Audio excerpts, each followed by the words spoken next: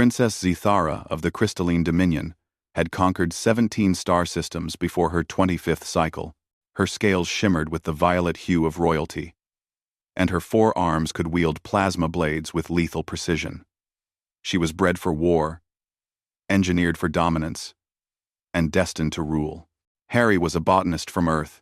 Their marriage was a political necessity, a bridge between humanity's recent entry into galactic society and the Dominion's vast empire. Zithara had agreed with casual indifference. Humans were soft things, fragile and weak, with their single hearts and laughable lack of natural weapons. Harry seemed particularly innocuous, with his gentle smile and endless chatter about photosynthesis. Emma would have loved these nebula orchids, Harry said one evening, tending to the garden he'd cultivated on Zithara's flagship. His hands moved carefully among the bioluminescent flowers. My sister. She was the real botanist in the family. Was? Zithara asked, barely listening as she reviewed tactical reports. She died when the Krell raiders hit our colony. I was off-world at a conference. His voice remained steady, but something flickered in his eyes, something Zithara didn't recognize. She grunted acknowledgement and returned to her reports. Humans grieved like they did everything else. Quietly, weakly, without consequence. 3 months into their arrangement, the Krell attacked. They were a scourge of the Outer Rim, pirates, slavers, and worse. They'd been harassing Dominion trade routes for cycles, always retreating before Zithara's fleets could engage properly. This time, they'd grown bold. This time, they struck the flagship itself. Zithara fought magnificently, her blades singing through Krell chitin, but they came in overwhelming numbers. The battle raged through the ship's corridors, and she found herself driven back toward the garden sanctuary, Harry's garden. She burst through the door, ichor splattered across her armor, 3 Krell warriors pursuing. Human! Get to the escape pods! The words died in her throat. Harry stood among his flowers, and he was smiling. But it wasn't the gentle smile she'd grown accustomed to. This smile belonged to something ancient and terrible, something that had clawed its way up Earth's evolutionary ladder through ice ages and extinction events, through predators and prey, through 10,000 years of warfare that made the Dominion's conquests look like children's games. The first Krell didn't even see Harry move. One moment the human was standing still.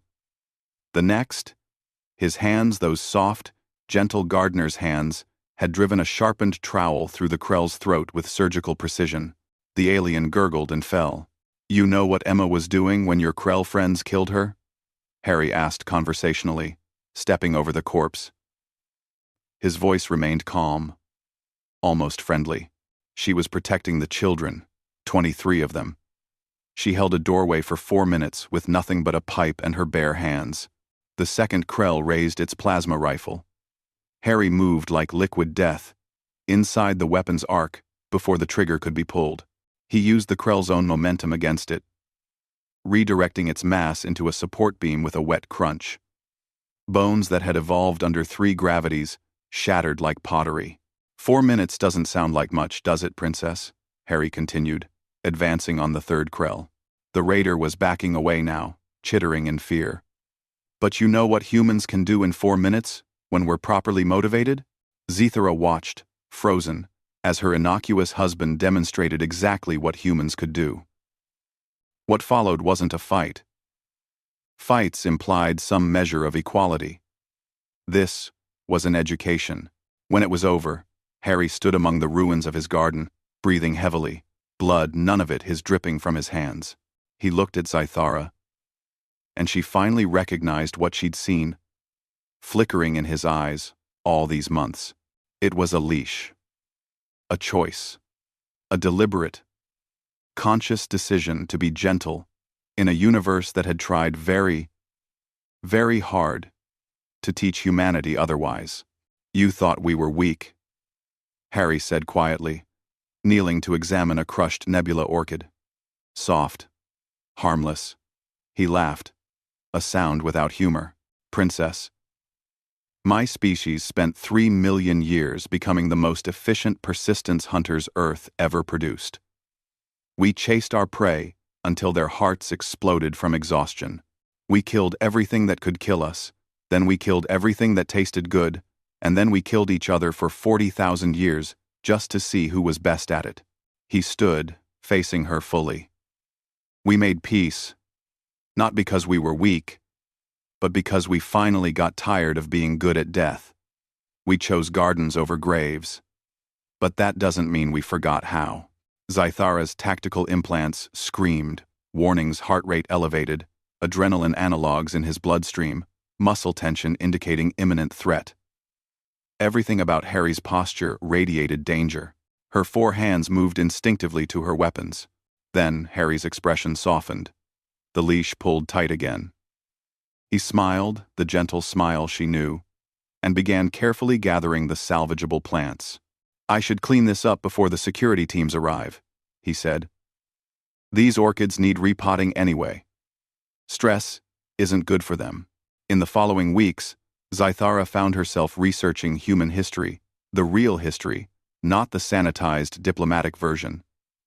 She learned about Verdun and Stalingrad, about wars that consumed entire generations.